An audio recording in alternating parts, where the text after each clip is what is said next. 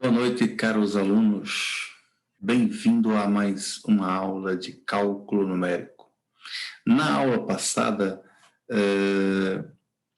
vimos o método da bissecção, né? Em especial, nós trabalhamos com esse exemplo na última aula, né? Como localizar o zero, né, da função f de x igual a x log de x menos 1, né? No intervalo 2 e 3 com essa precisão, né? E aí foi constatado que a convergência se dá na sexta interação, né? Onde esse valor aqui é o valor aproximado da raiz. É bom a gente observar que o x1, isso aqui é o x1, tá? Nosso foi 2,5. Observe que o x1 está mais próximo da raiz do que o x2. Ó. E o x3. Então é interessante, né? Se a gente for considerar aqui a raiz aqui, a gente vê que o x1 está aqui, a gente vê que o x2 está aqui e o x3 está aqui. Então a gente vê que é uma sequência, né, que não é monótona, né? Ou seja, ela não cresce e nem decresce, né? Então isso é um fato que ocorre aí com o método da bissecção. Então, voltando ao exemplo da aula anterior, né, temos que o ponto médio da primeira interação é 2,5, né, o x1 é 2,5, e este está mais próximo da raiz do que o x2 e o x3, né, conforme já foi visto agora. Então, o método da bissecção, no entanto, não faz uso desta observação. A sequência de intervalo é construída apenas a partir do sinal de f no ponto médio, né? Então, ele não faz essa observação, né? E, por isso, esse método não é tão interessante, né? Porque você pode estar com um valor, um ponto médio já bem próximo da raiz, e, de repente, se distanciar da raiz, onde para um certo número de interações ele pode ir convergindo para a raiz. Mas essa discrepância aí faz com que o método não seja tão interessante. Então, agora, vamos ver o método da falsa posição, né? E esse método visa resolver esse problema que vocês acabaram de ver no método da bissecção. Então, o método da falsa posição.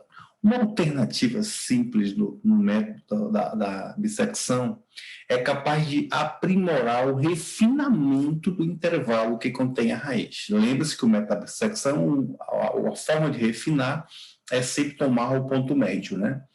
E analisar os sinais, né? Descartando ali os que tiverem mesmos sinais. Uma vez, né? Em vez de tomar o ponto médio, né? Em vez de tomar a média aritmética entre A e B, né, que no caso seria o método da bissecção, o método da falsa posição toma a média ponderada ao invés da média aritmética. A média ponderada entre A e B com pesos F, módulo de F de B e módulo de F de A, respectivamente. Tá? Então, esse é a cara do X. Tá? Veja, eu vou até colocar aqui XK, né? XK.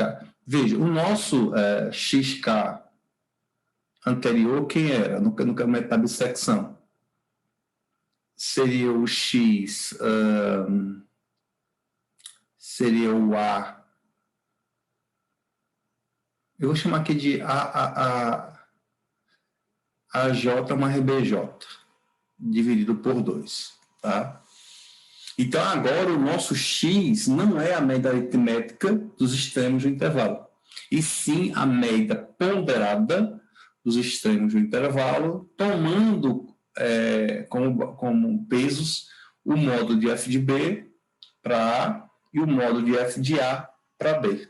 E o x ao invés de ser tomado como uma medida aritmética, será dado por essa expressão.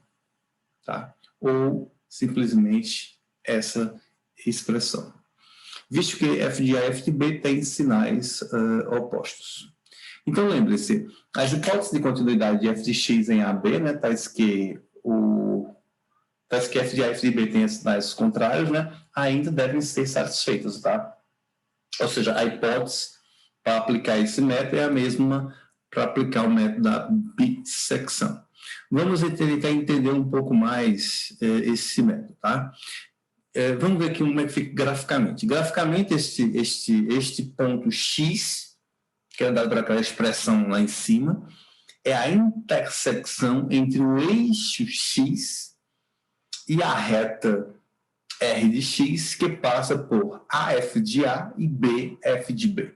Portanto, o X que a gente tomou lá em cima, esse X aqui, nada mais é do que a intersecção dessa reta R de X com o eixo X. E esse X aqui vai ter aquela cara lá mencionada, mas por quê, professor? Bom, quem é o coeficiente angular da reta R de X? Eu vou chamar isso de M de R, tá certo? M de R. O coeficiente angular de uma reta é o delta Y sobre delta X. No caso aqui em específico, o nosso delta Y, quem será? Eu vou tomar o delta X como sendo B menos A. B menos A. Portanto, o nosso delta Y vai ser quem? F de B menos F de A. Então, para a gente obter este ponto aqui, basta a gente tomar lá na reta R de X, Y igual a zero. Por quê?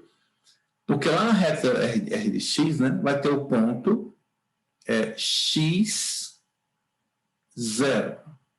Ou seja, o ponto de intercepto da reta com o eixo X. Então, para isso, basta a gente usar aqui Y menos Y0 igual a MR que multiplica X menos X0, onde MR é este valor, Y é o ponto, é a abscissa desse ponto, no caso vai ficar 0 menos Y0, mas no nosso caso aqui, o X0 Y0,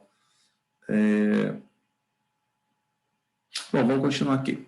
Aí, MR, ou seja, o M vai ser F de B menos F de A sobre B menos A, isso vezes o X menos o X0. Então, ó, esse é o nosso, esse X que quem está procurando aqui, ó, é exatamente esse X aqui, ó, tá? É exatamente esse X aqui. Então, portanto, o que é que a gente vai ter aqui no caso?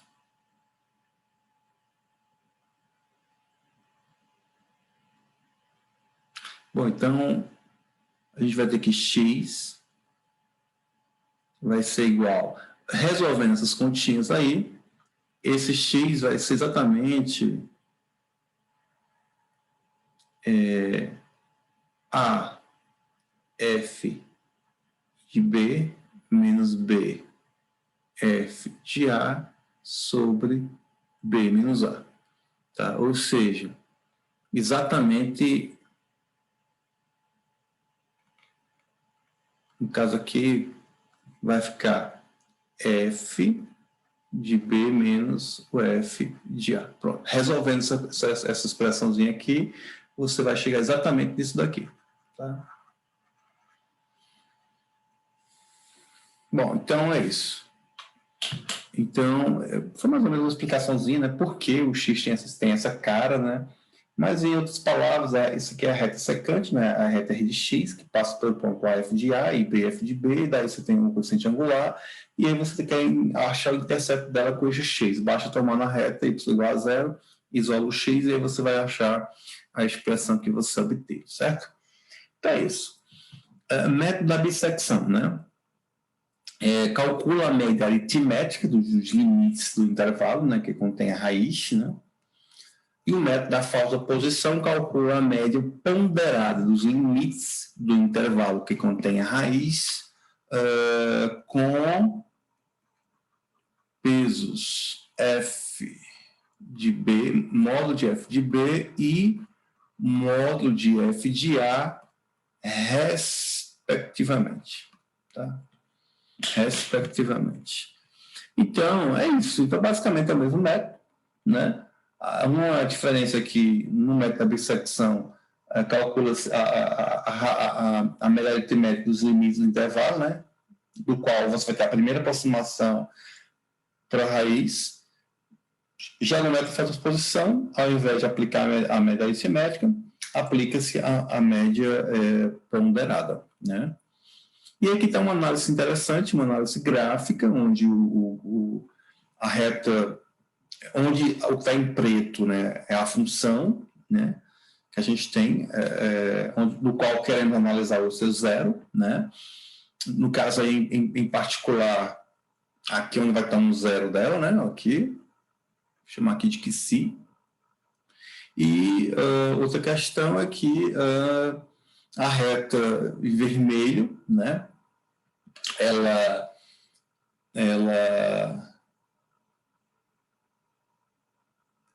a reta em vermelho mostra, no caso aí, o método da falsa posição. E aí em azul mostra o método da bissecção. Tá? É isso? É exatamente isso. Método da bissecção. Por quê? O ponto médio de A0 com B0 é x2. Né? Então, o azul ele mostra o método da bissecção. Tá bom? Aliás, perdão, o azul e o vermelho que mostram o método da bissecção, tá?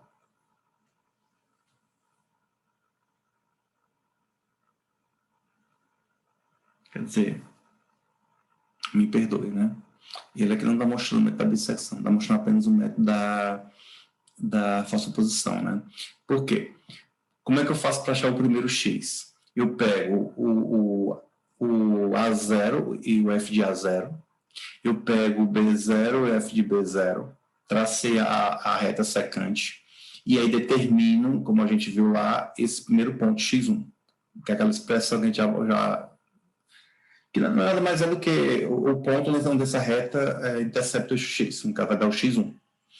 Aí agora, x1, né, é o meu novo ponto. Aí você traça lá no eixo, né, e consequentemente vai ter o x1 e f de x1. Aí traça agora a reta em verde.